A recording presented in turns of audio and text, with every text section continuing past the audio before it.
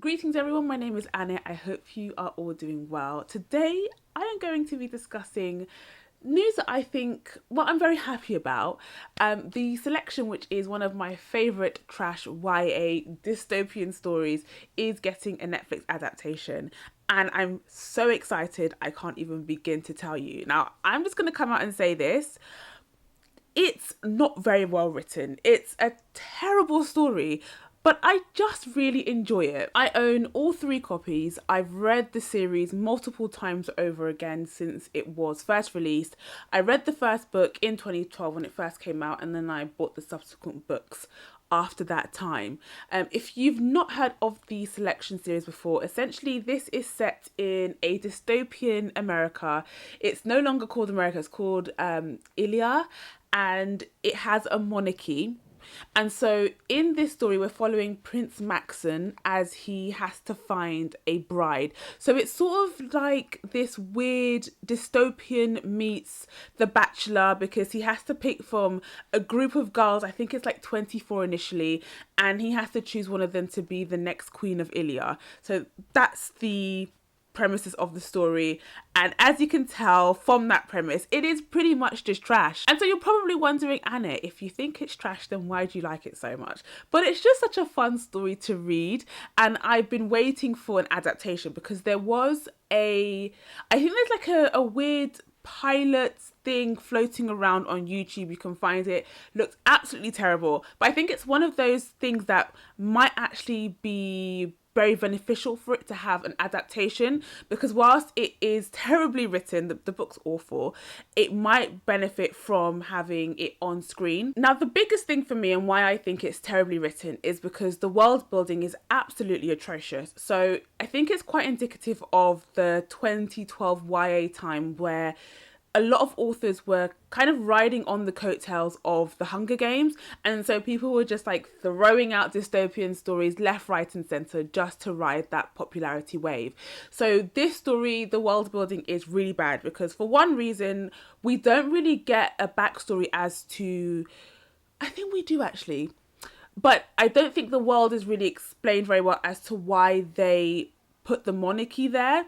Now, to be fair, it's been over a year since I last read the books, so I may be forgetting it, but off the top of my head, I'm pretty sure they don't really explain why the founding person of Ilia wanted to make a monarchy. It's also the case where we have quite a few characters, especially the main character, America Singer, who is named after the United States and who is, shock horror, a singer. And she is probably one of the most annoying YA protagonists you will ever come across.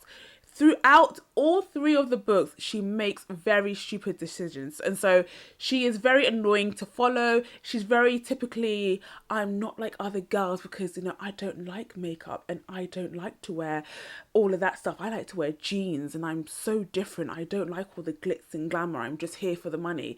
And so she's the kind of character that we do follow.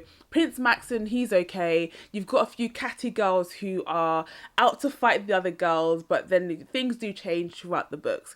And so I feel like I've just described all the trash to you, so you can kind of understand why, whilst I think it is terrible, it is such a fun time to read because of the whole element of this prince dating all these women, the Bachelor element. I've never watched The Bachelor myself, but I do like a trash dating show. So I think the series is really set up to be a fun thing. There are 2 more books in the series. They follow, I think they take place a number of years after the end of the last book, which is The One, and it follows the child of the winning girl and Prince Maxon. Now, from what I've heard, she's quite an annoying character. I've heard nothing but terrible things about the last 2 books, which is why I've not picked them up. But with the announcement of the adaptation, it is something that unfortunately, I'm now going to have to read, because why not? And I'll probably read that closer to the time when the movie comes out. Now, this is one thing that I'm actually a bit iffy about on the series, because I think it's going to be a car crash and I'm all here for it. But I do think that the series probably lends itself to perhaps a series, whereas Netflix is just going to adapt it into a movie. Now, I don't know if we're going to get a movie of each book, which would be a fun time, but there's just a lot that takes place in the story that I don't feel it will do it justice. I mean, the book isn't really that good to begin with for it to have any justice done to it. There's so much to cover and there's so many twists and turns and things to discuss in the story that I think it probably would benefit from a series as opposed to a movie. With an adaptation, one kind of hopes that it improves upon the source material, and a lot of the times that's usually not the case, but I think the bar is set so low with this series that the only way is really up. I don't see how you can really fudge something that is already so bad. So I'm kind of hoping that we maybe get a little bit of more world building and a bit more of an explanation as to the caste system. Now, a lot of what I'm saying is probably because I haven't read it in a while and I have forgotten, and it could possibly have been explained. It's just been a minute since I've read it. But I think just a bit more backstory into certain storylines and aspects of the book, I'm really hoping that that's what they delve into. And also, maybe we improve upon America a little bit. So age them up, because I'm pretty sure in the book she's 16, which I think in this day and age can kind of make you feel a little bit icky, considering that people are essentially auctioning off their daughters for a better caste system and more money. So I'm kind of hoping that perhaps the characters are aged up ever so slightly to maybe like 19, 20, 21, or maybe a bit older, because obviously they want to appeal to a younger audience or a variety of people, but age up the characters slightly. I'll be very pleased with that. I'm also kind of hoping that we get a little bit more of an insight into the other girls, because some of them are a little bit 2D in that they're really just there for plot, to antagonize America and all that kind of stuff. So perhaps if we got a bit more of a backstory into the other girls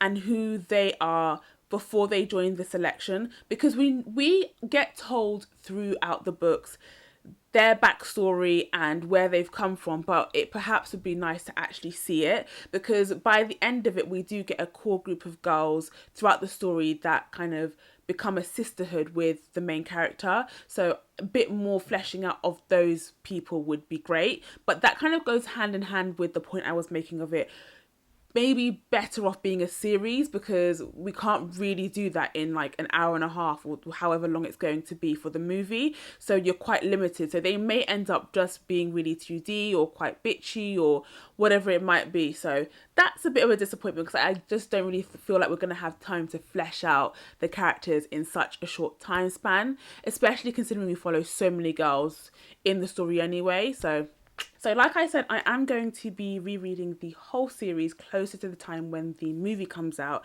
just so I can get an idea of what they're going to do and see if it kind of follows the original story. And yes, like I said, I will be reading the two that I've refused to read this whole time. I would definitely give it a go if you're just looking for something light and fluffy with a little bit of romance to read.